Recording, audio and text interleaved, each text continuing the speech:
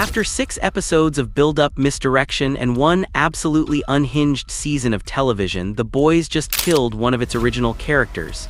And not a side character, not a 7 member we stopped caring about 3 seasons ago, one of the actual boys. Frenchie is dead. To understand why this episode lands the way it does, you have to understand the position the show put itself in heading into it. Season 4 ended with the boys completely dismantled. Homelander had effective control of the government. Butcher had gone full villain mode, killed Victoria Newman with his bare hands, and driven off with a soup-killing virus to commit what can only be described as genocide against people with powers. The whole team had been captured trying to flee the country. The only person who got out was Starlight, and in the final seconds of the season, Kimiko spoke out loud for the first time in the entire series. One word, a scream. Frenchie's name as he was dragged away from her by Kate from Gen V. That moment was everything. Karen Fukuhara, the actress who plays Kimiko, said in an interview with Variety that it was one of the most exciting things she got to do in the whole run of the show. Not a fight scene, not a healing sequence. A single word, that is how much that relationship meant. Season 5 picks up in a world where Homelander has fully stopped pretending. No more corporate image management. No more carefully worded press releases from Vought. He killed the president. He declared himself something close to a god, and the public, for the most part, went along with it because that is what this show has always been saying about us. The boys, such as they are, have been running out of options ever since. And episode 7 is basically the moment the runway runs out. Butcher's latest idea involves replicating Soldier Boy's power inside Kimiko. If you remember, Soldier Boy had the ability to absorb and neutralize other powers using that chest blast of his. The theory is that if Kimiko can be given that same ability through the same Soviet methods the Russians used on Soldier Boy decades ago, she becomes their weapon against Homelander. The plan involves uranium, radiation exposure. Science, that is, to put it generously, not peer-reviewed. Here is the thing about this plan. The moment Frenchie and Kimiko start talking about what their life's going to look like after all of this is over, you already know. Any fan of any long-running television show knows this particular story beat. The second a character starts talking about the future, about kids, about settling down, the writers are handing you a timestamp. That conversation is not hope. That conversation is a countdown. Sister Sage is also involved in this episode, which is interesting because the show spent much of the season making her seem like an untouchable genius, and then spent the back half making her spectacularly useless. Here she agrees to help only after Frenchie gives her some talk about love being the thing that matters.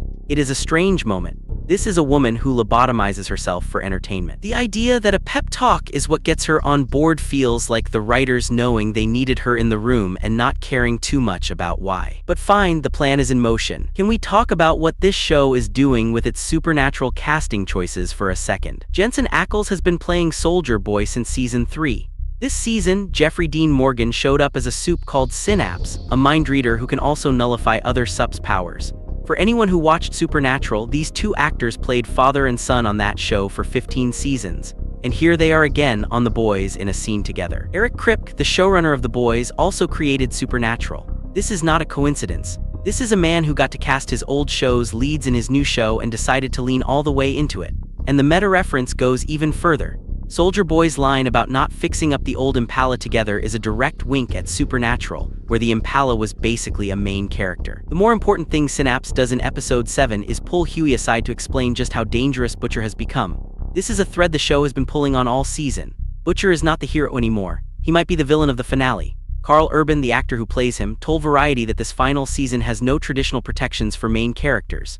And showrunner Eric Kripke said something in a podcast that stuck with me. He described writing the final season as exciting because, in his words, you get to remove people in ways you could not do before in previous seasons. Butcher surviving this show now feels less likely than him dying in it. Betting sites, which are a bizarre but real way people engage with television finales now, have him at near certainty to die.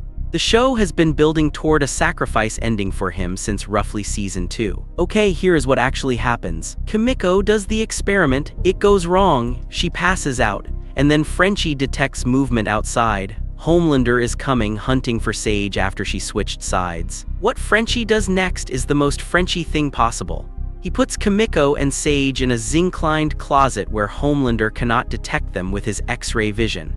And then he stands in the open, alone, no powers, no armor, nothing, and faces one of the most dangerous beings on the planet. He tells Homelander that Kimiko already has the power, that they already replicated the chest blast, And then, reportedly, he tells Homelander to go gargle something that I cannot say on this channel.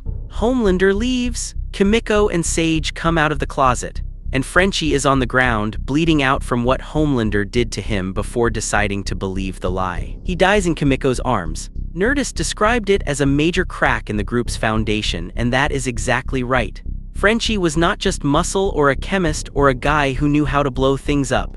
He was the emotional center of the team. He was the one who asked about feelings in a group of people who had long stopped asking about feelings. And the show had been quietly preparing this ending since the comics. In Garth Ennis's original source material, both Frenchie and Kimiko die together when Butcher bombs the boys' own headquarters. The show adapted this loosely. One of them made it, the other did not.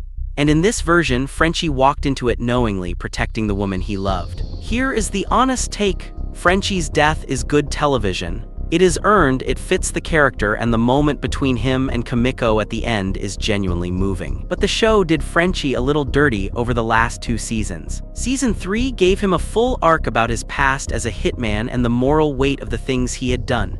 Season 4 went deep on Colin, a man whose family Frenchie had killed, which should have been a breaking point for the character. And then Season 5 mostly narrowed his entire story down to the romance with Kimiko. That is not nothing, but it is also not everything Frenchie could have been. The show took a deeply complicated character and simplified him in his final stretch. His death is meaningful because of who he was, not entirely because of what Season 5 did with him. That said, Tomer Capone played this character for 6 years across 4 seasons and into the finale stretch of the 5th. That deserves real credit. He made a character who could have been a quirky sidekick into someone genuinely worth caring about. The show just did not always hold up its end of the deal. The finale is called Blood and Bone. It drops May 20 on Prime Video. That title is not subtle. Eric Kripke told Nerdist that heading into the last episode, the group is fractured. Kimiko is devastated. They are going into the final confrontation at their lowest point. And as Kripke put it directly, not everyone is going to get a happy ending. So who else is at risk? Butcher is the most obvious answer. The entire arc of this show, from the very first episode, has been about what happens when ordinary rage meets extraordinary power. Butcher is now the embodiment of that question, and it does not end well for people in that position. The betting odds have him at extremely high likelihood to die. The comic book ends with Huey stabbing Butcher in the chest after Butcher goes too far. The show has been positioning Huey as the moral heart of the group for a reason. Homelander is at 75% odds to die according to current markets. The V1 injection he took made him appear basically unstoppable, but that is almost always a setup for a reversal. No one is truly unkillable in a show about to end its run. Soldier Boy, The Deep, Starlight, Mother's Milk. Any of them could go. Kripke has made it clear that the writers felt free this season in a way they had never felt before, precisely because there is no Season 6 to protect characters for. What this episode did by killing Frenchie was draw a line. It confirmed that the show means it. It is not going to pull punches in the finale. Someone, possibly several someones, are not going to be standing when the credits roll for the last time. The Boys started as a show about punching superheroes in the face and asking what kind of society produces them in the first place. 6 years later, it is asking something harder. What do you do when you beat the superheroes and the world that made them is still standing? What do you do when the person leading the charge against the monsters has become one himself? Frenchie dying is the show's answer to the question of stakes. This is not a show that is going to wrap everything up neatly. It is going to cost something. The finale drops May 20. If you want to talk predictions, drop them in the comments. I genuinely do not know how this ends, which is a good feeling to have going into a series finale. It means the show still has something left to say. If you found this breakdown useful, subscribe. There will absolutely be a full finale reaction video the moment that episode is done. See you on the other side.